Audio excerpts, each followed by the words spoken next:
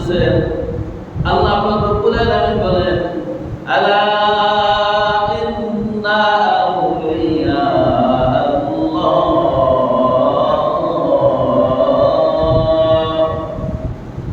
লা খাউফুন আলাইহিম ওয়া লা হুম ইয়াহজানুন।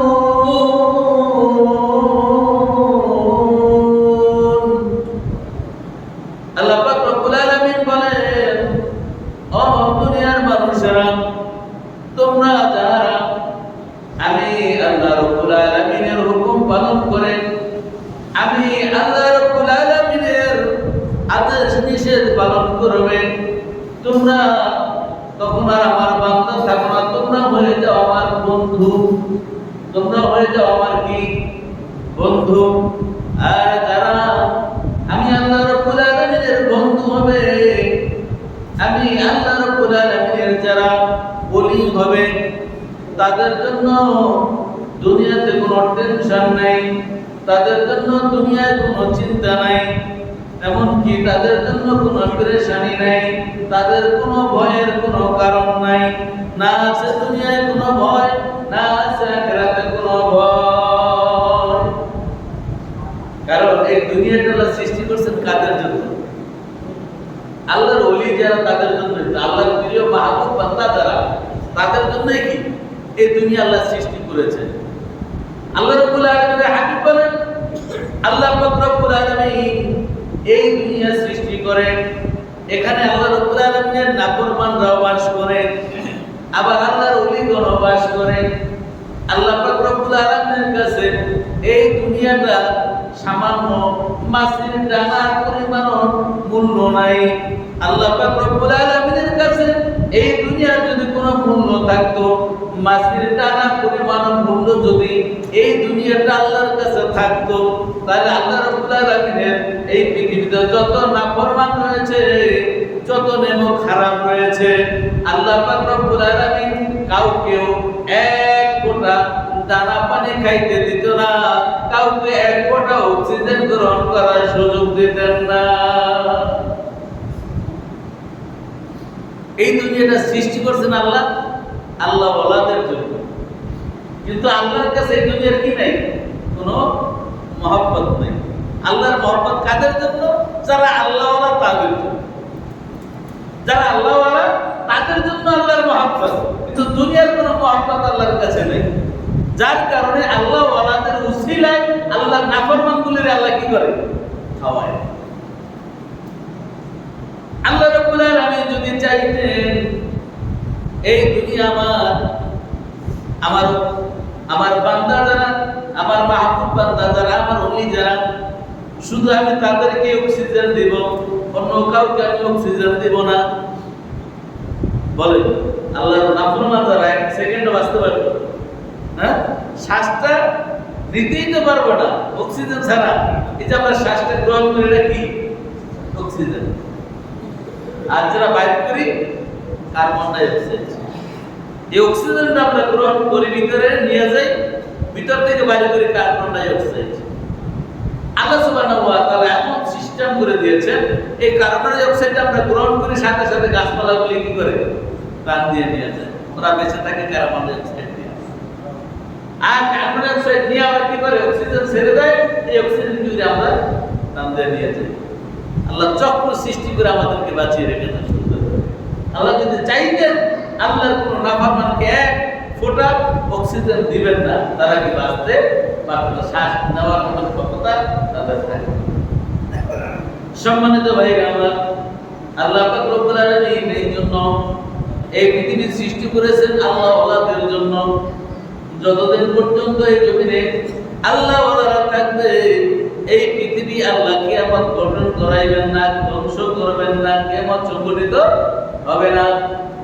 যখন আল্লাহ ওয়ালা, আল্লাহর ওলিগণ যখন এই পৃথিবীতে থাকবে না, আল্লাহ ওয়ালারা যখন থাকবে না, আল্লাহ আল্লাহ বলে জিকিরকারী থাকবে না, আল্লাহর ইবাদত বন্দেগী করার মতন কোন লোক এই পৃথিবীতে থাকবে না। আল্লাহ রাব্বুল আলামিন এক সেকেন্ডের জন্য এই পৃথিবী এরকম সুন্দর করে আর রাখবেন না। সব কিছু কি করে দেবেন? ধ্বংস করে দেবেন। এই জন্য আল্লাহ ওয়ালাদের জন্যই আল্লাহকে এই বিধি। আমার ভাইয়ের, আমার বন্ধুরা, আল্লাহ রব্বুল আলামিনের আল্লাহ ওয়ালা কারা তাদের ব্যাপারে আল্লাহ সুবহানাহু ওয়া তাআলা জিবরাইল ফেরেশতা এসেছেন একবার রাসূল আরবি সাল্লাল্লাহু আলাইহি ওয়াসাল্লামের দরবারে। এসে রাসূল আরবি সাল্লাল্লাহু আলাইহি ওয়াসাল্লামের সাহাবাদেরকে কিছু নসিহত শিক্ষা দেবেন, এই উদ্দেশ্য ছিল তার। ওই ব্যক্তি এমন অবস্থায় এসেছেন, কালো কুচকুচে হচ্ছে তার চুল এবং সুন্দর তার চেহারা অবয়ব, দূরদেশ থেকে সফর করে আসছেন, এরকম আলামত তার ভিতরে পাওয়া যায় না। আবার যত সাহাবারা উপস্থিত ছিল, কোন সাহাবারা তাকে চিনতেও পারতেছিল না। ওই ব্যক্তি এসে রাসূল আরবি সাল্লাল্লাহু আলাইহি ওয়াসাল্লামের একবারে নিকটে এসে বললেন, বর্ণনাকারী সাহাবী বলেন, রাসূল আরবি সাল্লাল্লাহু আলাইহি ওয়াসাল্লামের হাঁটুর সাথে তার হাঁটু গেড়ে একবারে সামনাসামনি বসলেন। বসে রাসূল আরবি সাল্লাল্লাহু আলাইহি ওয়াসাল্লামকে প্রশ্ন করে, ইয়া রাসূলুল্লাহ, ইয়া হাবিবাল্লাহ, ইহসান কি? আমাকে ইহসান সম্পর্কে কিছু নসিহত করো। ইহসান কি ব্যাপারে কি আমাকে একটু নসিহত করুন। রাসূল আরবি সাল্লাল্লাহু আলাইহি ওয়াসাল্লাম বলেন, আনতা আবদুল্লাহ কাআন্নাকা তারা। রাসূল আরবি সাল্লাল্লাহু আলাইহি ওয়াসাল্লাম জিবরাইলের প্রশ্নের জবাব বলেন, জিবরাইলের নাম বলে নাই, আগন্তুকের প্রশ্নের জবাবে রাসূল আরবি সাল্লাল্লাহু আলাইহি ওয়াসাল্লাম বলেন, তুমি আল্লাহ পাক রব্বুল আলামিনের এমন ভাবে ইবাদত বন্দেগী করবে, মনে করবে যেন আল্লাহকে তুমি দেখতে পাচ্ছ। তুমি আল্লাহর এমন ভাবে ইবাদত করবে, এমন ভাবে নামাজ পড়বে, এমন ভাবে জিকির করবে, এমন ভাবে আল্লাহর গোলামি করবে, মনে করতেছ তুমি যেন আল্লাহকে কি সরাসরি দেখতেছ। প্রশ্নকারী বলল, আপনি সঠিক কথাই বলেছেন। সারা বলে সাহাবারা আশ্চর্য হয়ে গেল। সাহাবারা বলে, আমরা আশ্চর্যজনিত হয়ে গেলাম। ওই ব্যক্তি প্রশ্ন করল, আবার ওই ব্যক্তি উত্তরের সমর্থন দিল। প্রশ্ন করেছে রাসূল আলাইহিস সালাম, রাসূল আলাইহিস সালাম জবাব দিলেন। ওই ব্যক্তি জবাব দিয়ে যান, আবার বলছে কি আপনি সঠিক কথাই বলেছেন। তার আশ্চর্য হয়ে গেল। সে প্রশ্ন করছে, আবার সেই কি উত্তরের সত্যতা বলতেছে কারণ কি। ওই ব্যক্তি যখন সেখান থেকে চলে গেল, রাসূল আরবি সাল্লাল্লাহু আলাইহি ওয়াসাল্লাম বলেন, এই ব্যক্তিকে কি তোমরা কেউ চেনোনি? সাহাবারা বলে, ইয়া রাসূলুল্লাহ, ইয়া হাবিবাল্লাহ, আমরা কাউকে চিনি না। আল্লাহু আ'লাম ওয়া রাসূলুহু, রাসূলুল্লাহ আল্লাহ এবং তার রাসূলই কি ভালো জানে, আমরা তাকে চিনি না। রাসূল আরবি সাল্লাল্লাহু আলাইহি ওয়াসাল্লাম বলেন, এইমাত্র যে ব্যক্তি আসলেন উনি আর কেউ নয়, উনি হযরত জিবরাইল আলাইহিস সালাম। উনি কে? জিবরাইল আলাইহিস সালাম। তিনি আসলেন তোমাদেরকে দিন শিখানোর জন্য। আমার ভাইরা, আমার বন্ধুরা, এই জন্য আমরা যখন ইবাদত বন্দেগী করব, আমাদের মনে রাখতে হবে আল্লাহ পাক রব্বুল আলামিন আমাদের সামনেই আছে। আমরা আল্লাহর সামনে ইবাদত বন্দেগী করি, সেক্ষেত্রে কি আল্লাহর সামনে ইবাদত বন্দেগী স্রষ্টা যিনি, স্রষ্টার সামনে যদি মুনিবের সামনে গোলামেরা যদি ইবাদত বন্দেগী করে, গোলামি করে, সেক্ষেত্রে কি দুষ্টামি করার কোনো মানসিকতা তার ভিতরে আসে? কোনো ব্যক্তি যদি আমরা বদলি নেই কাজ করার জন্য, সারাদিনের জন্য বদলি নেই, মালিক যখন আসে তখন কাজ করে কেমনে? হ্যাঁ, খুব যত্ন সহকারে কাজ করে। মালিক যখন থাকে না তখন কি ঢিলাটা লাগবে, ঠিক কিনা বলেন? এই জন্য মালিক সবসময় চেষ্টা করে কোনো লোক কাজে দিলে সে নিজেও সাথে থাকার চেষ্টা করে, নাহলে কাজ ভালো হয় না। আমার ভাইয়েরা, জিবরাইল আলাইহিস সালাম আমাদেরকে এটাই শিক্ষা দিয়েছেন, তোমরা যখন আল্লাহর ইবাদত বন্দেগী করবে তুমি যেন আল্লাহ রাব্বুল আলামিনকে দেখছো। রাসূল আরবি সাল্লাল্লাহু আলাইহি সাল্লাম সাহাবাদের প্রশ্নের জবাবে বলেন, তোমরা যদি আল্লাহকে দেখতে নাও পাও তোমরা ধারণা করবে আল্লাহ পাক রব্বুল আলামিন তোমাদের দিকে তাকিয়ে আছে। তোমরা দেখতে না পাইলেও আল্লাহ কি তোমাদেরকে দেখতেছেন। সেক্ষেত্রে কি গোলামিটা একটু ভালোভাবেই করা দরকার, ঠিক না বলেন? সম্মানিত ভাইরা আমার, হযরত হাসান বসরি রাদিয়াল্লাহু তাআলা আনহু একজন জলিলুল কদর তাবী, তাবীদের মধ্যে জলিলুল কদর অর্থাৎ মর্যাদার দিক দিয়ে শ্রেষ্ঠ একজন তাবী।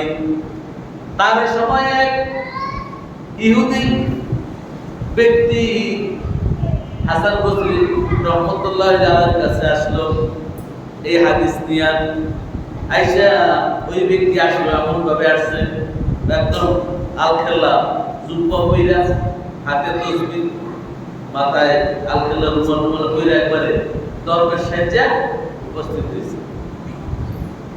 আয়েশা হাসান বসরি রাহমাতুল্লাহি আলাইহিকে প্রশ্ন করে, হুজুর রাসূল আরবি সাল্লাল্লাহু আলাইহি ওয়াসাল্লামের মুসলিম শরীফের একটি হাদিস দেখলাম, সেখানে রাসূল আরবি সাল্লাল্লাহু আলাইহি ওয়াসাল্লাম বলেন, তোমরা আল্লাহ রাব্বুল আলামিনের ইবাদত বন্দেগী এমন ভাবে করবা যেন তোমরা আল্লাহকে দেখতে পাচ্ছ।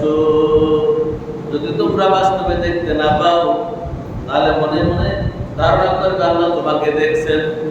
আল্লাহ রাব্বুল আলামিনের এই যে দেখা, এই দেখা তো চক্ষুর কথা আল্লাহ রাসূল বলে নাই, তাহলে তিনি তো আরেকটা চক্ষু আছে।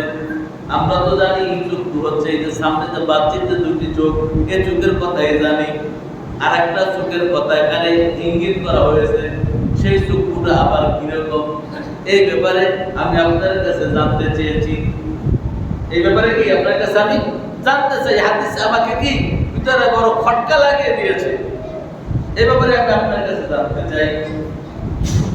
হযরত হাসান বসরি রাদিয়াল্লাহু রাহমাতুল্লাহি আলাইহি বলেন, ও আমার বন্ধু, তুমি প্রশ্ন করছো ভালো কথা, তোমাকে উত্তর দেব সেটাও সঠিক কথা, তবে আগে তুমি আমার এই প্রশ্নের জবাব দাও।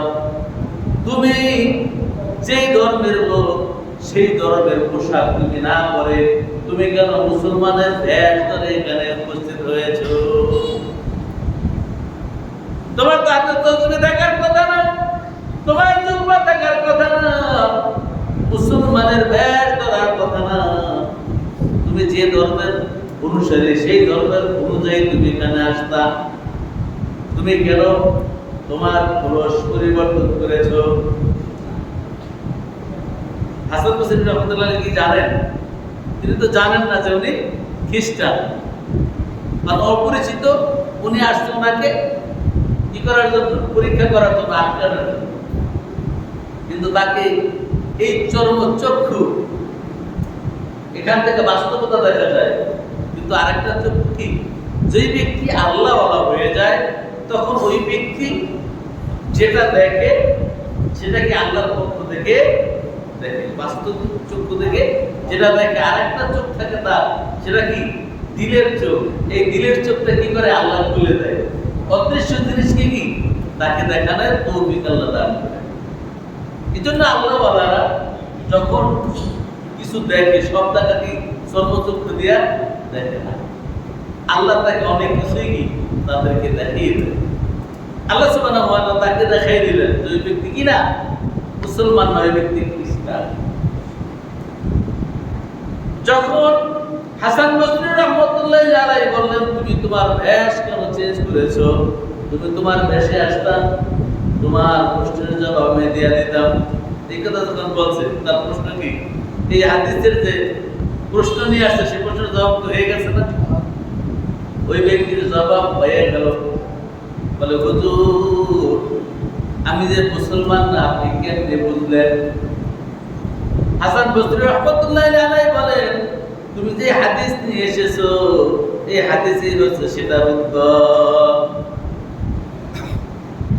ওই ব্যক্তি সাথে সাথে বললেন, হুজুর আমার চক্ষু আমার ভিতরে যে চক্ষু, এই চক্ষু আমারও খুলে গিয়েছে।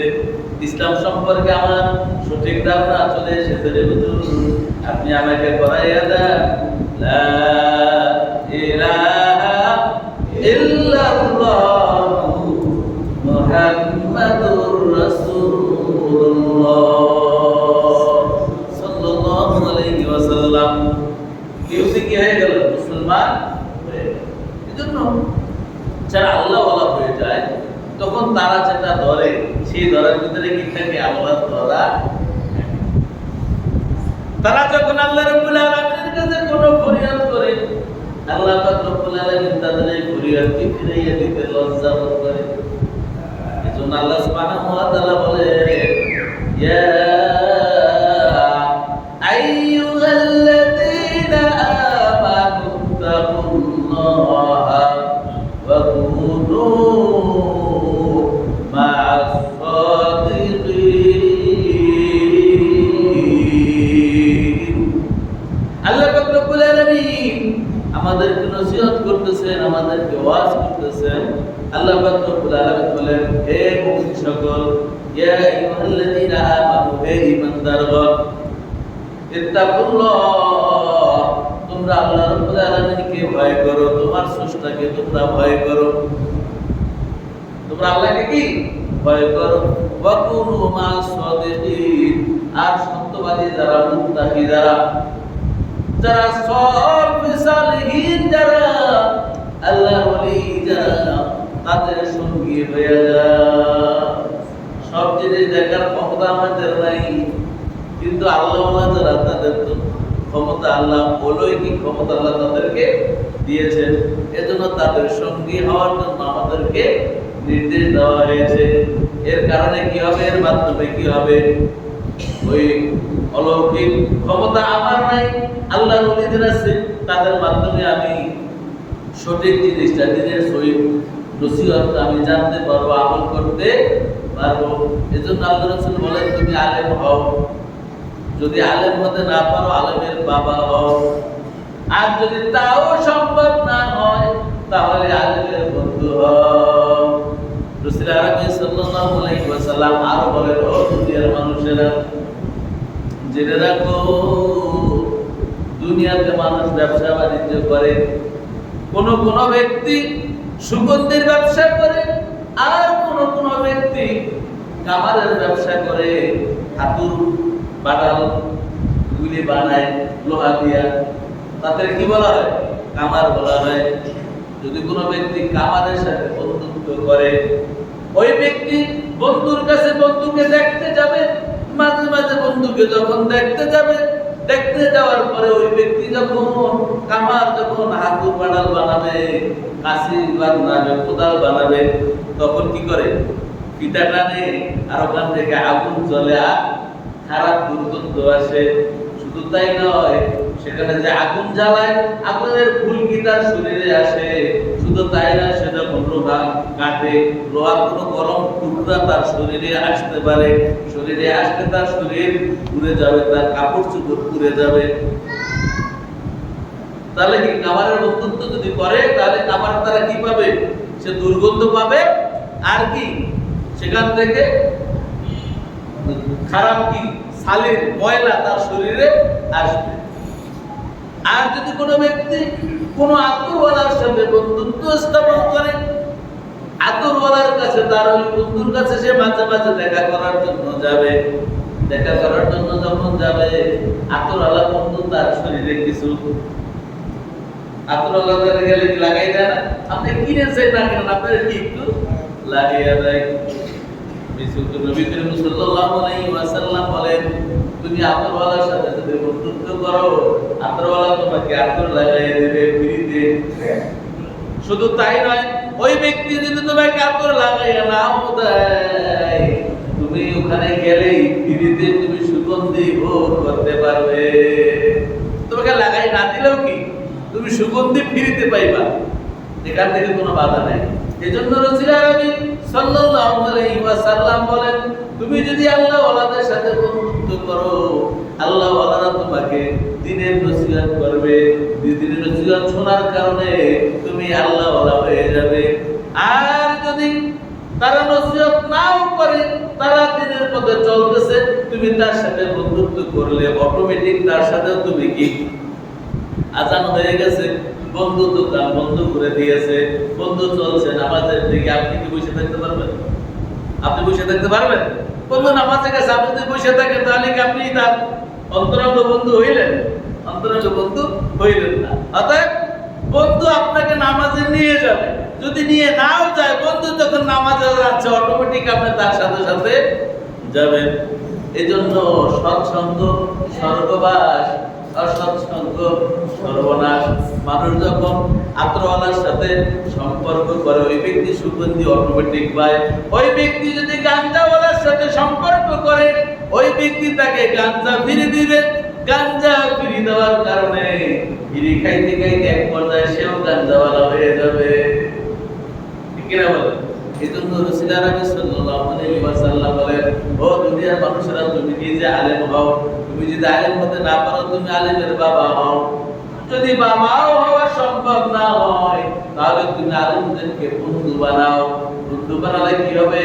আলেম যখন ইলম শিখবে, ইলম যখন চর্চা করবে, ওই ইলম চর্চা করলে তোমার ভিতরে ঢুকে যাবে।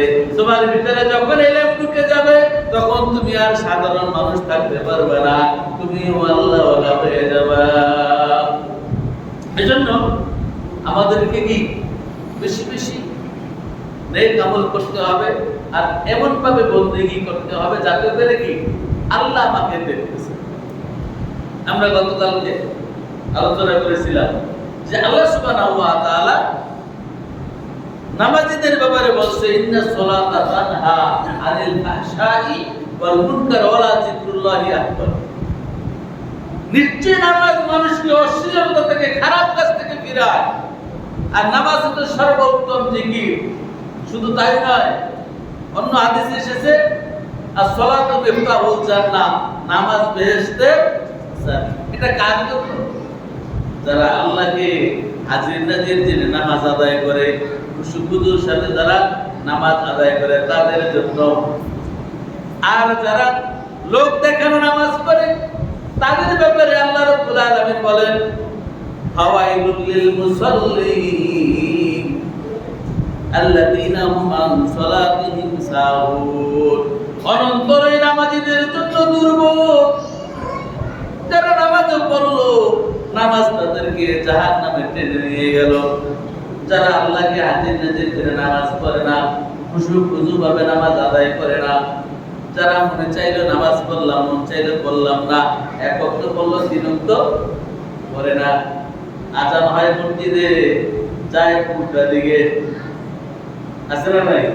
চার দোকানে বসে রয়েছে, কত সুন্দর জুব্বা, মাথায় আছে টুপি, সব ঠিক আছে, কিন্তু আজান হচ্ছে চার দোকানে টিমের দিকে নজর, কিন্তু কানের ভিতরে আজানের শব্দ ঢুকেও ঢুকে না।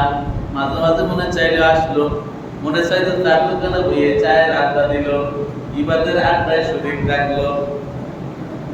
আল্লাহ সুবহানাহু ওয়া তাআলা তাদেরকে বলে, ফাওয়াইলুল লিল মুসাল্লিন, অনন্তর ওই নামাজীদের জন্যই দুর্ভোগ, আল্লাযীনা হুম আন সালাতিহিম সাহুন, যারা নিজেদের নামাজ সম্পর্কে গাফিল থাকে, নিজেদের নামাজ সম্পর্কে উদাসীন থাকে। আর ওই ব্যক্তি, যেই ব্যক্তির অন্তরটা মসজিদে ঝুলন্ত থাকে, হযরতের আযানটা যখন হয়ে গেল, আরামের ঘুমকে হারাম করে দিয়ে, কম্বলটাকে ফালাইয়া দিয়া উজু করে রেডি হয়ে মসজিদে দৌড় দিল। আবার সে ফিকির নামাজ আদায় করার পরে তার ফিকির কখন জোহরের আজান হবে। যখন জোহরের আজান হবে, দুনিয়ার সকল কাজ কর্ম ছেড়ে দিয়ে মসজিদে হাজির হয়ে যাবে। আবার জোহরের নামাজ আদায় করার পরে তার ফিকির থাকবে কখন আসরের আজান হবে। আসরের আজান যখন হবে, আরামের ঘুমটাকে ছেড়ে দিয়া অথবা কাজের গুরুত্বপূর্ণ কাজটাকে ছেড়ে দিয়ে দৌড় দিয়ে মসজিদে হাজির হয়ে যাবে। আবার সে ফিকিরে থাকবে কখন মাগরিবের ওয়াক্ত হবে, মাগরিবের আযান যখন হবে সাথে সাথে দৌড় দিয়ে মসজিদে যাবে। আবার ফিকিরে থাকবে কখন এশার আযান হবে, ঈশার আযান হলে দৌড় দিয়ে মসজিদে হাজির হবে। রাসূল আরবি সাল্লাল্লাহু আলাইহি ওয়াসাল্লাম বলেন, ওই ব্যক্তি শুধু 5 ওয়াক্ত নামাজ আদায় করলো না, ওই ব্যক্তি গোটা 24টা ঘন্টা যেন আল্লাহ রাব্বুল আলামিনের ইবাদত বন্দেগীর ভিতরে কাটিয়ে দিল। আর যে ব্যক্তি মন চাইলো গেলাম, মন চাইলো না টিভির দিকে তাকাই থাকলাম, ওই ব্যক্তি 24 ঘন্টা ইবাদত হলো হলো না। ওই ব্যক্তিকেই মূলত বলা হলো ফাওয়াইদুল লিল মুসাল্লিন। আর যে ব্যক্তি এই ফিকিরে থাকলো, ওই ব্যক্তি 24 ঘন্টায় তার কি হলো? ইবাদত হলো, বন্দেগী হলো, গোলামি হলো। আর যে ব্যক্তির ইবাদতটা পরিপূর্ণ হলো, ওই ব্যক্তির জন্যই হচ্ছে সালাতু মিফতাহুল জান্নাহ। ওই ব্যক্তির জন্যই হচ্ছে নামাজ কি বেহেশতের চাবি। কিয়ামতের ময়দানে ওই ব্যক্তিকে কি নামাজ তার জন্য সুপারিশ করবে। যে ব্যক্তি নামাজ 5 ওয়াক্ত আদায় করবে, ওই ব্যক্তিকে পুরস্কার আল্লাহ কয়টা দিবে? কয়টা? 5টা। আল্লাহ পাক রব্বুল আলামিন আমাদের সবাইকে যথাযথভাবে আল্লাহ রাব্বুল আলামিনের ইবাদত বন্দেগী করার তৌফিক দান করুন। আমরা যেন আল্লাহকে হাজির নাজির জেনে আমরা ইবাদত বন্দেগী করতে পারি। জিকির করব, মনে করব যেন আল্লাহ কি আমার সামনে, কোরআন তেলাওয়াত করব আল্লাহ কি আমার সামনে, আমার মুনিব আমার সামনে। অতএব যথাযথভাবে কি আমরা আমলগুলি করব ইনশাআল্লাহ। আল্লাহ আমাদের সবাইকে তৌফিক দান করুন। আমাদের তৌফিক ইল্লা বিল্লাহ। আসসালামু আলাইকুম ওয়া রাহমাতুল্লাহি ওয়া বারাকাতুহু। আর সুন্নাত মনে গাইছে তাহলে